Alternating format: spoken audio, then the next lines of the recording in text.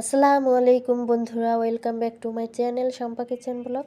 আপনারা সকলে কেমন আছেন? আশা করি আল্লাহর রহমতে সকলে ভালোই আছেন। আমিও আলহামদুলিল্লাহ ভালো আছি। তো আজকে আপনাদের সাথে মাছের রেসিপি শেয়ার করব। আর এই মাছগুলো আমার শ্বশুর আব্বা এনেছে গ্রাম থেকে। একটা হচ্ছে কালীবাউস মাছ, এই যে এই সেটের মোটাটা, আর একটা হচ্ছে গ্লাস কাপ মাছ।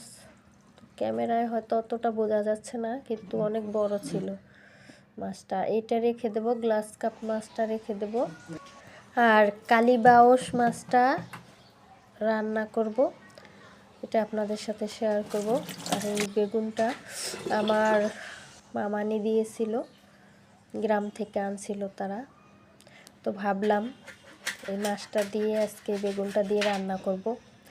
আর মাছটা যেহেতু বেশি দিন ফ্রিজে রাখলে ভালোও লাগবে না, মেয়ে অসুস্থ, এই কারণে রান্না করছিলাম না। তো আজকে রান্না করব, তো ভাবলাম আমার বন্ধুদের সাথে শেয়ার করি। তো আমি মাছটাকে এখন পিস পিস করে কেটে নিচ্ছি রিং আকারে। হালকা একটু বড় আছে, এখনই কেটে নিলাম, তাহলে কাটতে সুবিধা হয়।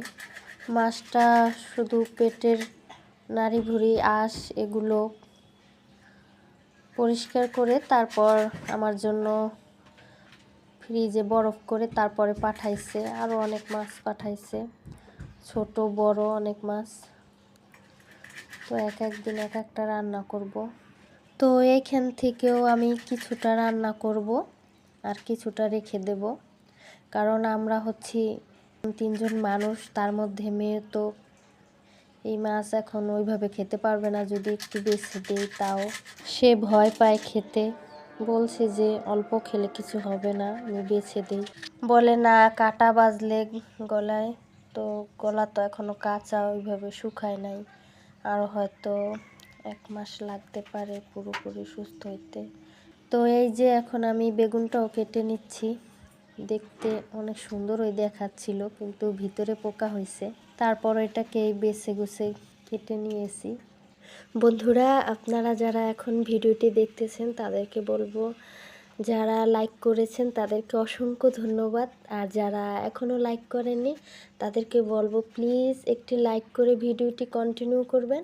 তো বন্ধুরা, আমার বেগুন কোটা হয়ে গেছে এবং মাছগুলো এখন আমি ধুয়ে পরিষ্কার করে নেব। যেহেতু এটা কালীবাউস মাছ, একটু কালচে টাইপের, অতটা পরিষ্কার দেখাচ্ছে না।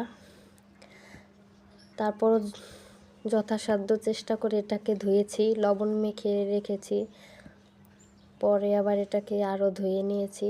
তারপরে লবণ হলুদ মাখিয়ে কিছুক্ষণ রেখে দিয়েছি। আর আমি মশলাটা বেটে নেব, পেঁয়াজ রসুন পাটায় বাটবো। তো আমি আগে একটা চুলায় প্যান বসিয়ে তেল গরম বসাইছি, আর মাছটা আমি এখন ভেজে নেব। তো মাছটা ভাজা হতে থাক, আর এখন আমি মশলাটা বেটে নেব। আর এই মাছ রান্নায় খুবই সাধারণ ঘরোয়া মশলা দিয়ে রান্না করব, দেখবেন। শুধু পেঁয়াজ রসুন বাটা, আর হচ্ছে ধনিয়া বাটা, জিরা বাটা, আর আজকে আমি গুঁড়া মরিচ ব্যবহার করব, হলুদ গুঁড়ো। আজকে কাঁচা মরিচ দিব না, গুঁড়ো মরিচ দিলে একটু কালারটা সুন্দর আসবে, এই কারণে গুঁড়ো মরিচ দিয়ে রান্না করব। আর এই মাছটা আমি বেশি ভাজবো না, হালকা ভাজবো। কড়া ভাজলেই মাছের স্বাদটা নষ্ট হয়ে যায়, অতটা স্বাদ লাগবে না, এই কারণে আমি হালকাই ভেজে তুলে নেব। আর এই মাছটা ভাজা হলে তারপর এই কড়াইতেই আমি বেগুনটা ভেজে নেব। বেগুনটাও আমি নুন হলুদ মেখে রেখেছিলাম। তো বন্ধুরা, আপনারা যারা এতক্ষণ ধৈর্য সহকারে ভিডিওটি দেখতেছেন তাদেরকে অসংখ্য ধন্যবাদ। আর এই ভিডিওটা যদি আমার কোনো নতুন বন্ধুরা দেখে থাকেন তাহলে তাদেরকে বলবো, আমার ভিডিওটি যদি আপনাদের কাছে কোনো অংশ বিন্দু মাত্র ভালো লেগে থাকে তাহলে অবশ্যই চ্যানেলটি সাবস্ক্রাইব করে পাশের বেল আইকনটি প্রেস করে রাখবেন, যাতে আমি ভিডিও ছাড়া মাত্র আপনাদের কাছে নোটিফিকেশন আকারে চলে যায় সবার আগে। তো বন্ধুরা, আমি বেগুনটা ভেজে তুলে নিয়েছি।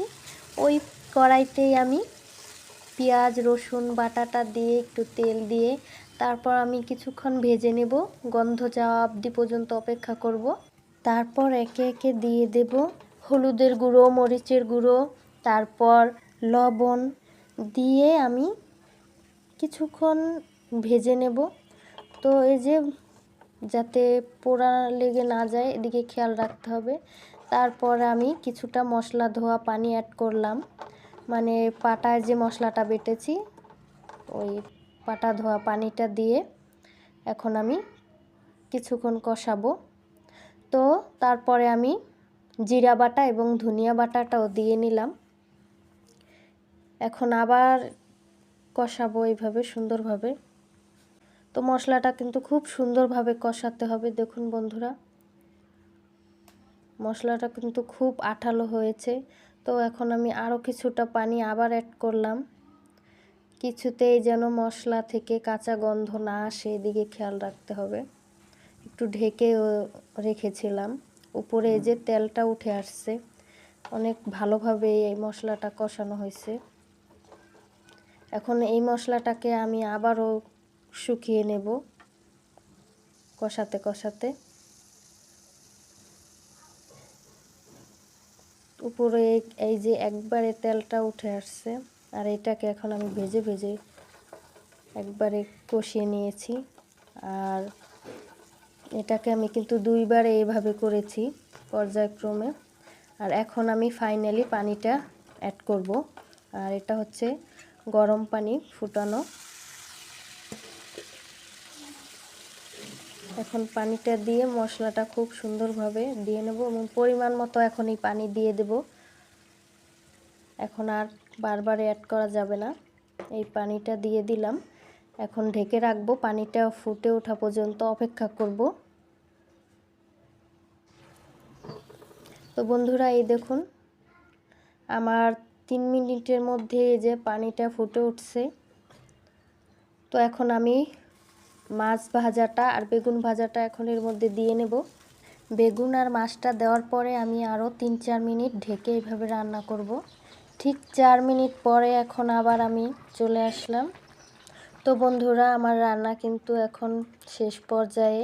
এখন আমি কিছুটা জিরা ধনিয়া টালা এটা দিয়ে তারপর আমি নামিয়ে নেব। তো জিরা ধনিয়া টালাটা দিয়ে এখন আমি 2 মিনিটের মতো ঢেকে রেখেছিলাম। তো এই যে আমার ফাইনালি কিন্তু রান্নাটা শেষ। বন্ধুরা কেমন হলো কমেন্টে অবশ্যই জানাবেন। দেখতে যেমন সুন্দর হয়েছে খেতেও কিন্তু দারুণ হয়েছে বন্ধুরা। তো বন্ধুরা আমার ভিডিও যদি আপনাদের কাছে ভালো লেগে থাকে তাহলে অবশ্যই লাইক করবেন, কমেন্ট করবেন আর চ্যানেলটি সাবস্ক্রাইব করে আমার পাশে থাকবেন। তো বন্ধুরা আজকের মতো এই পর্যন্ত, দেখা হবে নতুন অন্য কোনো ভিডিও নিয়ে আপনাদের মাঝে। ততক্ষণ পর্যন্ত সবাই ভালো থাকুন, সুস্থ থাকুন। আল্লাহ হাফেজ।